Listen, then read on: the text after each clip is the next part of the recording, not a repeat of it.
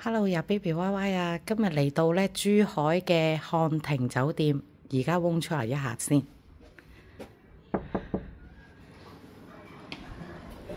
咁咧，今日嘅房價咧就原本係450蚊，咁咧就由於咧佢華住會咧就有一個好處嘅，如果佢個差額個房價低咗咧，佢會 refund 翻俾你嘅。咁好啦，一入到嚟嘅右手邊咧就係洗手嘅位置啦，同埋坐喺度嘅著鞋嘅位置啦。咁呢個咧就係拖鞋啦，拖鞋咧就會比較薄嘅。如果大家譬如中意著啲厚啲嘅咧，我諗你要自己帶啦。咁咧同埋咧，佢呢一個咧，見面到有個杯咧，如果你唔中意用佢呢杯咧，可以落樓下咧就攞定佢嗰啲紙杯用嘅。入到嚟乾濕分離啦。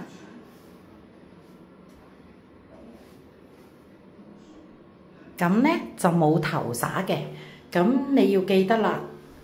漢庭酒店咧係冇護髮素嘅，如果要護髮咧就要自己帶啦。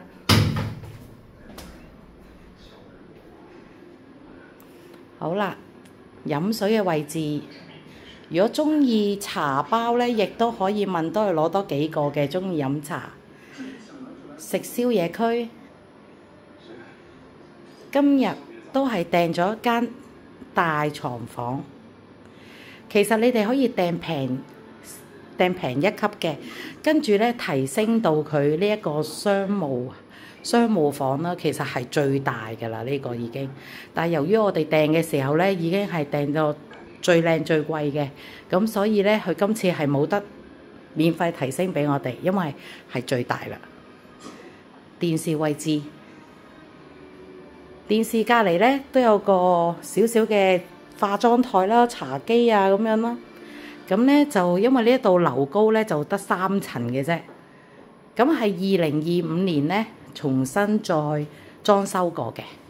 咁我哋咁啱咧就喺內園，所以影翻個內園嘅位置俾大家睇下。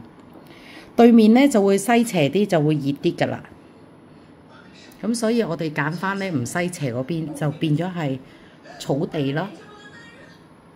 好啦 ，rewind 多一次俾大家睇下嗰個房間嘅空間感，係都算好大嘅，我覺得非常之接受到。